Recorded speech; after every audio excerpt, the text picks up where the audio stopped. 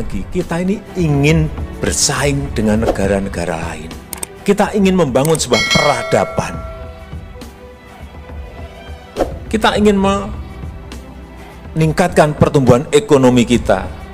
Kita ingin menyiapkan competitiveness, daya saing negara kita. Dan yang paling penting, kita ingin membuka lapangan pekerjaan yang seluas-luasnya. Kalau fondasinya tidak ada, hal yang fundamental ini tidak kita bangun, jangan bermimpi kemana-mana. So we are reaching maximum speed of 180 km per hour, which is half of the actual speed. The actual speed will be 385. I think all systems are good. So we are discussing with HRSCC and all the contractors.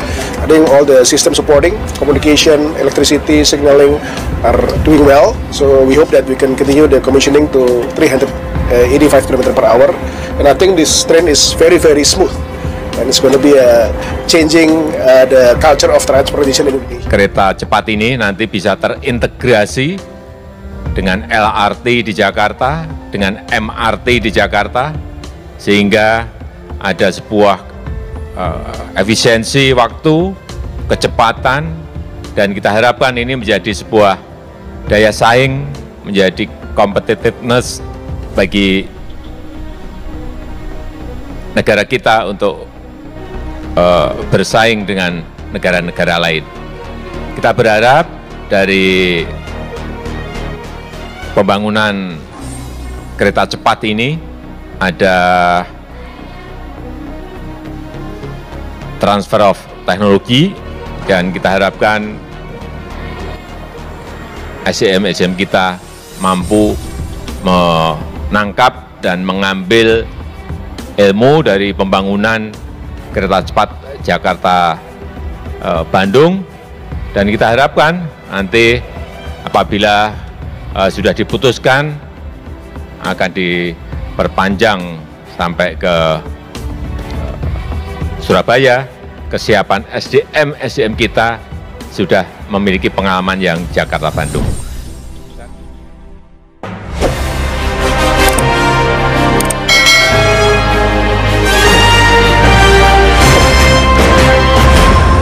Gemparkan dunia, Indonesia luncurkan kereta cepat pertama di Asia Tenggara. Proses pengujian kereta cepat Jakarta-Bandung terus dilanjutkan jelang target peluncurannya pada bulan Agustus tahun 2023 mendatang.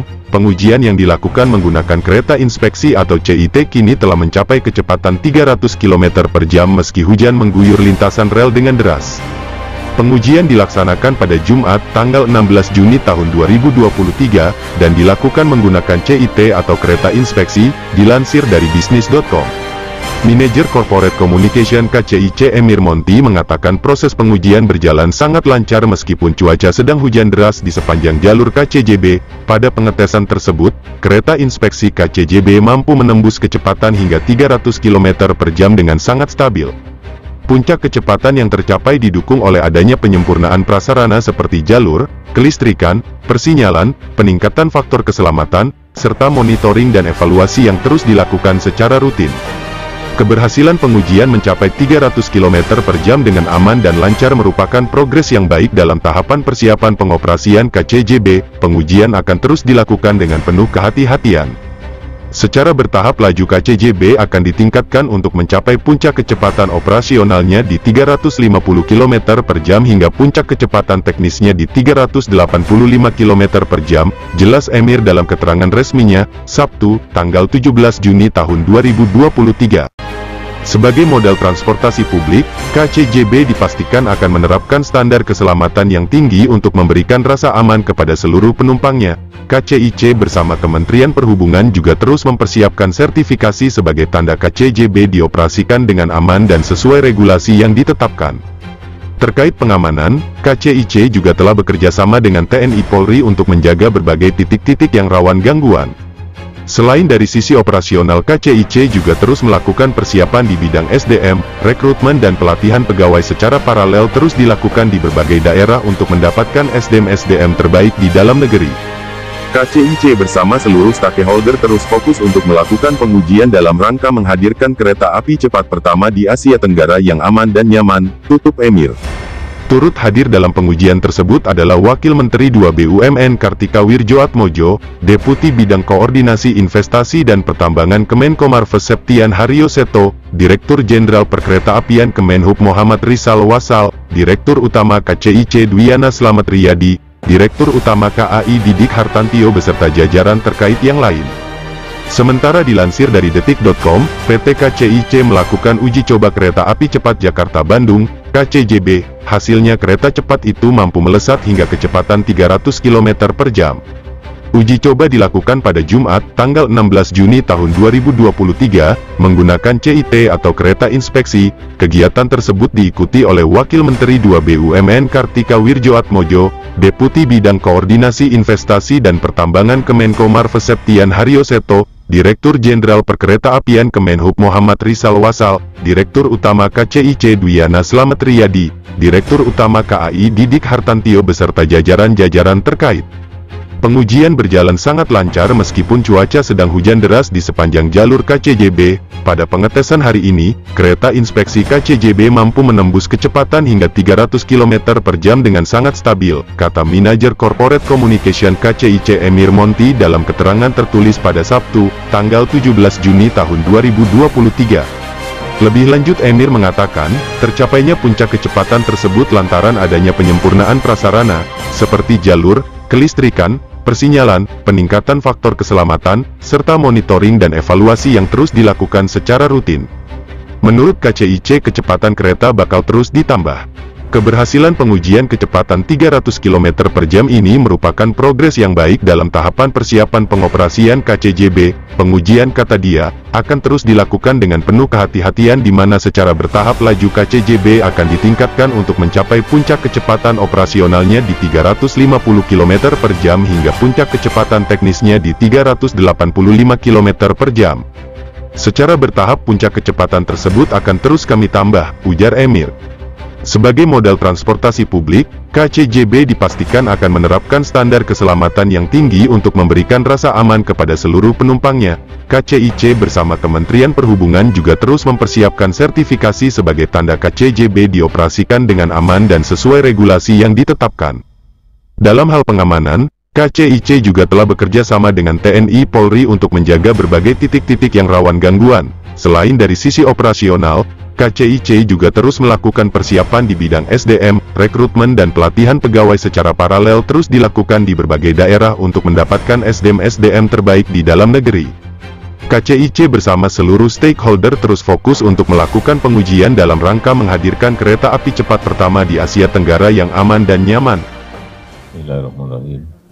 Assalamualaikum warahmatullahi wabarakatuh. Pagi hari ini kembali saya meninjau progres perkembangan pembangunan kereta api cepat Jakarta-Bandung, utamanya di lokasi stasiun Tegaluar, Kabupaten Bandung. Dan saya tadi mendapatkan keterangan bahwa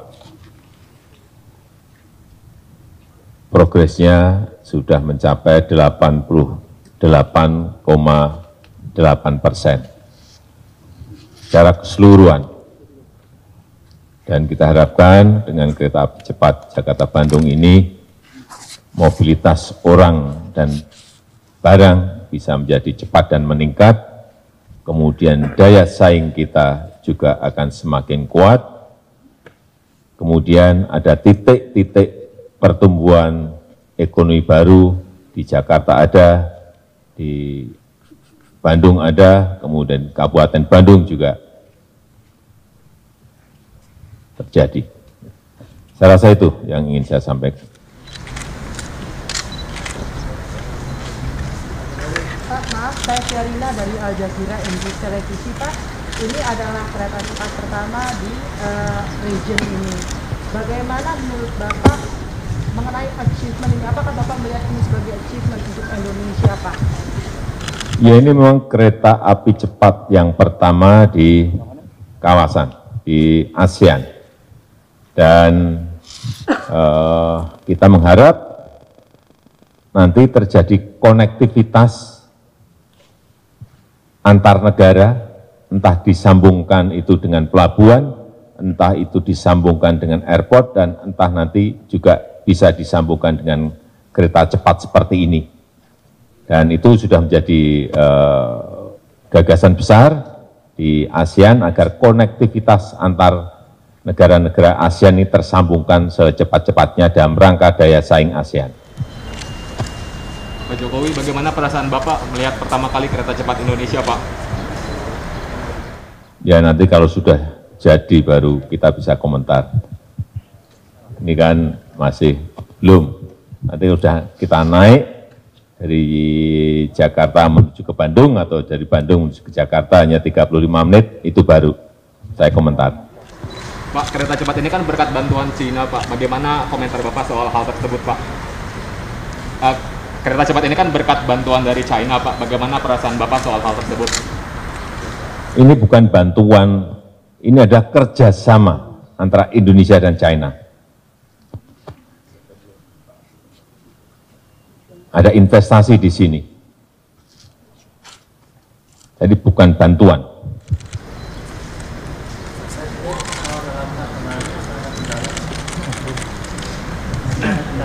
Ya, kendala saat membuat terowongan di Tunnel 2, di Tunnel 11 memang ada masalah karena memang tanahnya yang sangat sulit dikendalikan, tetapi alhamdulillah sekarang sudah selesai. Enggak ada. Pandemi enggak ada urusannya dengan kereta cepat, tapi memperlambat dia sedikit. Pak Jokowi, izin Pak, saya Irman, wartawan IDN Times, Pak.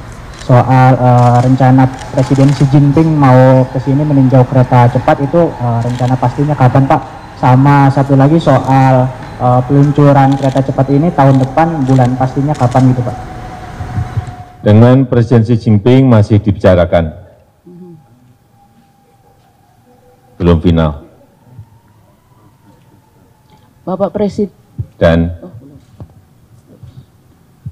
peluncuran nanti untuk operasional, insya Allah kurang lebih nanti di bulan Juni 2023.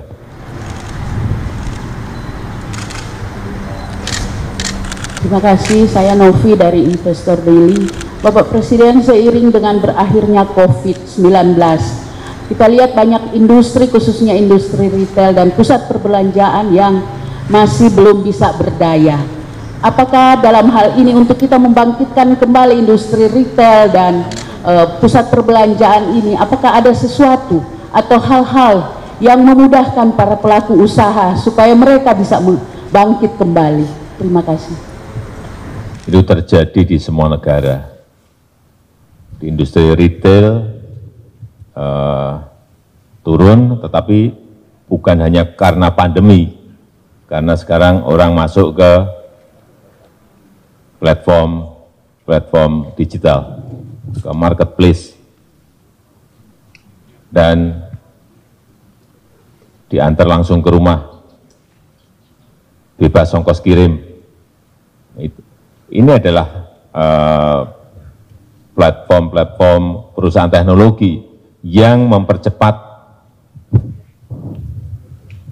kita dalam berbelanja sesuatu barang. Persaingannya ada di situ. Jadi kalau usaha-usaha retail tidak menyesuaikan dengan perkembangan teknologi,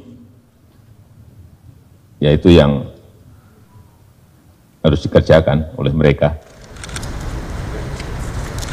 Satu lagi Pak Presiden, apakah ada rencana reshuffle seiring diumumkannya capres dari Nasdem ini?